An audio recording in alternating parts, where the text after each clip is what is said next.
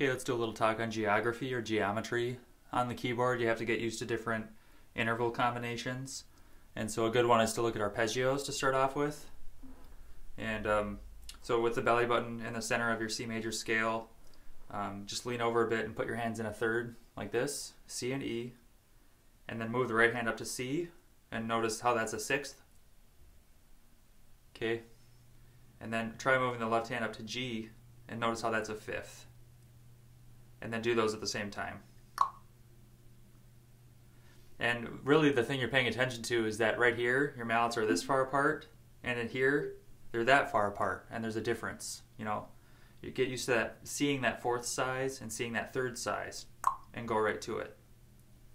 So you want to be able to do that exactly correctly, just as I'm depicting there.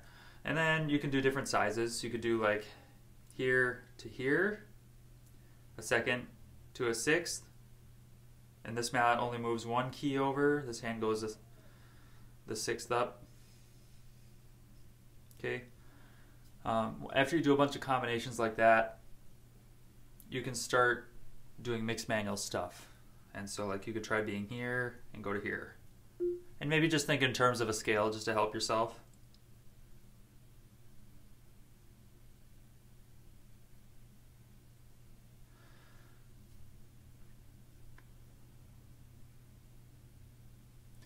Do any of those motions and just make sure they're all comfortable.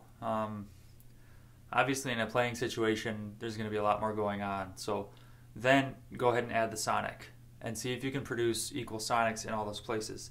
This is a super beginner exercise. It's to make sure you know how to get out to the center of these keys, and then you check yourself by using the piano stroke we just talked about, and then you can play tones here and check the sound.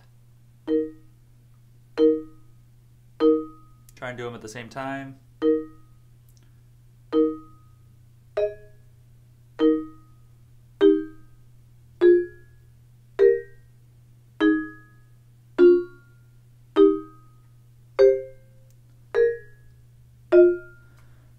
Mess around with that. Then you can split them up. So we would, you can do this a few ways. You can do strict shifting like this. You see what I'm doing there? I'm actually doing a precision shift before I move. That's the mechanical way of doing it. It's a good way to practice, and then you could just smooth it out. And you can take as much time as you have available to do the shift. So there are two ways to practice. One is with a strict shift, where you move immediately. You know, that kind of a thing. The next shift could be, it's worth practicing like this, because then your stroke down is encoded with the nextness, the next motion that's going to take place. And then the second way of playing is, you could say legato, where you fill in the time that you have available. You go like this, and you take up all the whole quarter note or whatever that you have to get there.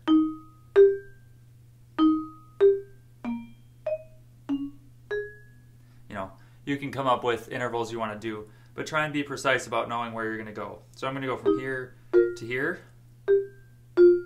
Whoops.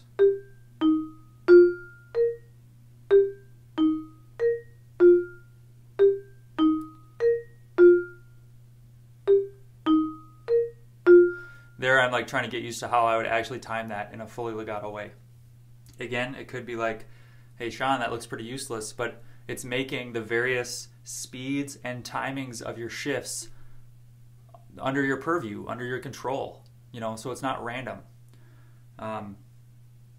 Last bit of application for this is, let's say you have a shape in a piece of music that you struggle to bring into awareness. When you're trying to shift to it,